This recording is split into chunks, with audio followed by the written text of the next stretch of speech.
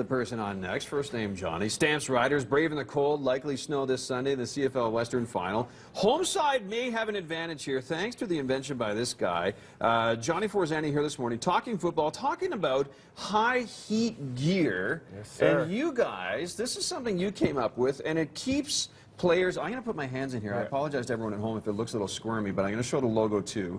And my hands are hot inside this pouch, and that's the whole point for the athletes, right? Of course. I mean, you see most of the players right now have just a basic pouch, right? It's not heated, so it's not like I reinvented the wheel or anything. I just basically understood that what we have on the market right now for football, just nothing really worked. Those little chemical hot packs would only last about a couple minutes. When you're on the sideline, they have the big heat lamps. That's good. But when you get on the field, you want to actually keep your hands warm. Especially if you're marching from one end to the next, you could be on the field for like a good 15 minutes. Exactly. Right? And the point is this is just to simply put your hands and get a quick burst, get your feelings, your sensation, your fingers back, and you know it's working good. And a lot of guys on the team are using it and really liking it. So.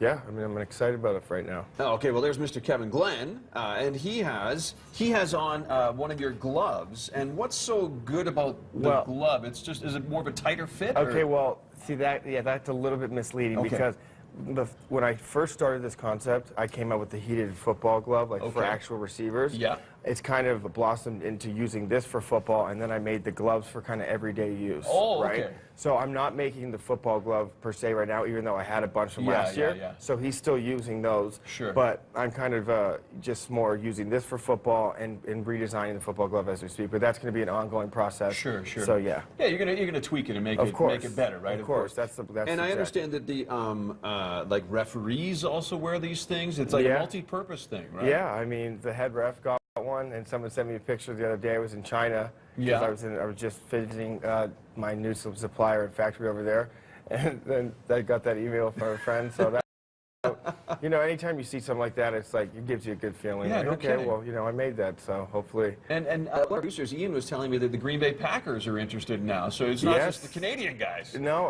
Lambeau Field in Green Bay is equally as cold as here. So, absolutely. Our equipment manager, George Hopkins, is very close friends with the equipment manager for the Packers. He said, Johnny, you should send it down to him. I sent it down. Sure enough, days later, I get a phone call from a Green Bay, Wisconsin number. I'm like, well, I don't have any friends in Green Bay, so I knew kind of what was going on. And he said, you know, they showed Rogers and the guys, and they really liked it. Really? And he's like, yeah, we really want to use these for the rest of the season. So I went over to China to specially make them some because the NFL has very strict rules with logos showing. You can't show competing logos. They're really Nike's the sponsor, right? Yeah. So their seamstress has to weave through this with all the Green Bay logos. And make it green and stuff. But you know they are using it, so we're just trying to find a way of how I can. And Rodgers is, of course, Aaron Rodgers, the quarterback, right? Yes, and of course he gets hurt the first. Yeah, I know. There you go. All right, okay. I can't let you come on the show without talking about football. The big game coming up against the Riders on Sunday. What do we have to do to beat these guys? Well, I mean, I've been having a obviously rough year with my ankle, so I've had a lot of chance to evaluate and just kind of look at the game from a different angle without playing. And I honestly think it comes down to who has a better game between Cornish and Sheets. I know that's what the media's blowing up to as well. But I think that, you know, Corn is really, in our offensive line, it's essential that they're all just on the same page. Because our receivers are going to make plays. Our DBs are really good. We have a solid team, but so do they.